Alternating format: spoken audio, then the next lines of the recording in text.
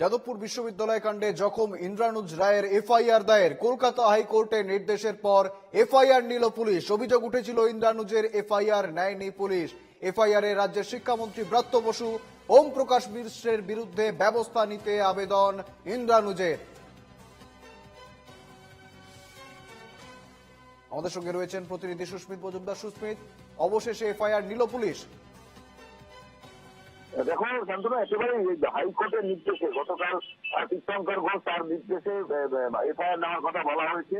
কিন্তু কেন এফআইআর নেওয়া হয়নি সেই মারফত কিন্তু আজকে তারা ইন্দ্রানুজ একটি মেল করেছিল হাসপাতাল থেকেই থানাতে, এবং সেই মেলে উল্লেখ রয়েছে ওম প্রকাশ মিশ্র এবং শিক্ষামন্ত্রী ব্রাত্য বসু এদের নামে কিন্তু এফআইআর লজ করা হলো। অর্থাৎ বলা যেতে পারে যে শিক্ষামন্ত্রীর গাড়ির তলায় পিষ্ট হওয়া যে প্রশ্ন এসেছিল এবং তারপর তার এফআইআর নিতে বা অভিযোগ নিতে যে গড়িমসি করছিল পুলিশ, কিন্তু পরবর্তীকালে হাইকোর্টের মধ্যস্থতায় হাইকোর্টের নির্দেশেই কিন্তু এফআইআর নিতে বাধ্য হলো পুলিশ। একেবারে সুস্মিত, শুধু এফআইআর তো নয়, এফআইআর এর পরেও বেশ কিছু পদক্ষেপ থাকে পুলিশের পক্ষ থেকে। সেই ক্ষেত্রে কতটা তৎপরতা দেখা যাচ্ছে?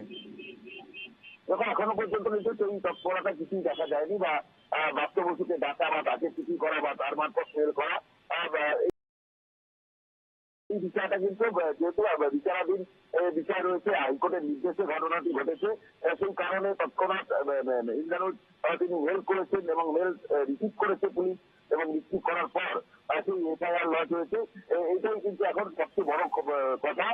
এরপরে তার যে বড় প্রক্রিয়া রয়েছে সেই প্রক্রিয়া পুলিশ করবে এবং তারপর কিন্তু সম্পূর্ণ বিষয়টা পরিষ্কার হবে। তবে এর মধ্যে এটা বলা যেতে পারে যে এফআইআর দায়ের করা হয়েছে, যেটা কিন্তু এতক্ষণ পর্যন্ত কলকাতা পুলিশ যেটা গড়িমসি করছিল সেই গড়িমসি কিন্তু আর করতে পারলো না। অর্থাৎ অবশেষে শিক্ষামন্ত্রীর নামেই এফআইআর কিন্তু লজ করা হলো। বেশ বেশ বেশ, অর্থাৎ হাইকোর্টের নির্দেশের পরে অবশেষে এফআইআর দায়ের হলো শিক্ষামন্ত্রীর বিরুদ্ধে, যেমনটা জানাচ্ছিল আমাদের প্রতিনিধি সুস্মিত। ধন্যবাদ সুস্মিত।